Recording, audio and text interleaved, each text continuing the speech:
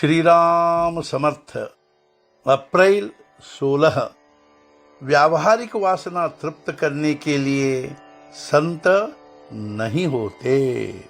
हमें नौकरी चाहिए तो हम जहाँ नौकरी देने वाला होता है वहाँ जाते हैं। वैसे ही यदि हमें भगवान से मिलना हो तो हमें जहाँ संत होते हैं वहाँ जाना चाहिए। परमेश्वर का स्वरूप जानने के लिए संतों के पास जाना जरूरी है। संतों का अस्तित्व उनकी देह में नहीं, उनके वचनों में है। संतों का चित्त निर्विषय होता है। रात में सब लोगों के सो जाने पर सिपाही गश्त लगाते हैं। वैसे ही साधु संत हमारी असावधान अवस्था में जागृत रहते हैं। हम जब सोए होते हैं तब वे हमारी वृत्ति की जांच करते हैं।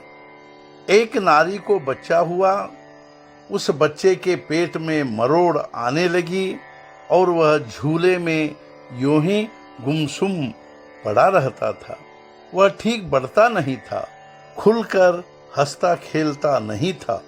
बच्चे की ऐसी हालत देखकर माँ को अच्छा नहीं लगता था। ठीक ऐसा ही संतों को शिष्य की हालत देखकर लगता है।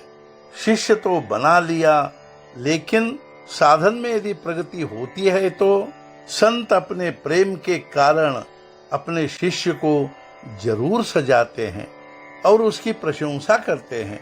संतों को प्रायः कोई अच्छा नहीं कहता।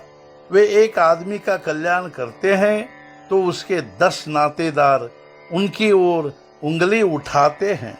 संतों को पहचानने के लिए जो गुण बताए गए हैं वे उनकी परीक्षा लेने के लिए नहीं बताए गए और उन गुणों का उस दृष्टि से कोई लाभ भी नहीं होता। वे इसलिए बताए गए हैं कि हम उन गुणों का आचरण करें। संतों के पास रहने वालों को 3 प्रकार की हानियां और 3 प्रकार के लाभ होते हैं। उनमें हानियां इस प्रकार हैं।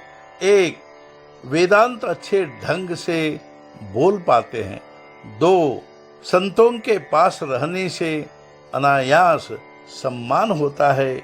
और 3, वे यानी संत अर्थात गुरु सभी प्रकार की जिम्मेदारी संभालेंगे।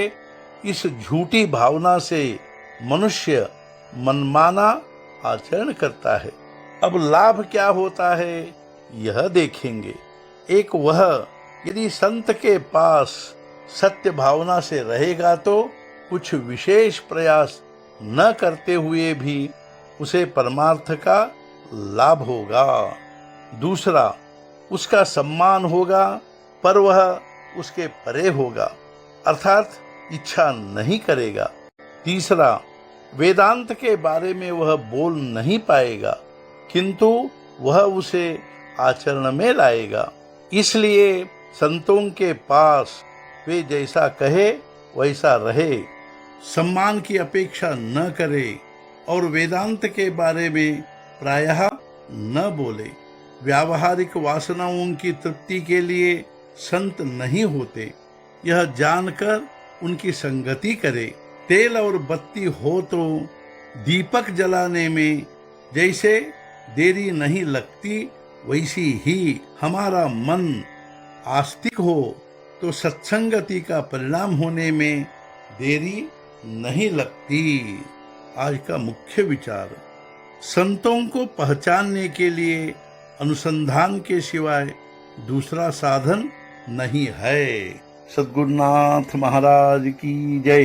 जय जय रघुवीर समर्थ।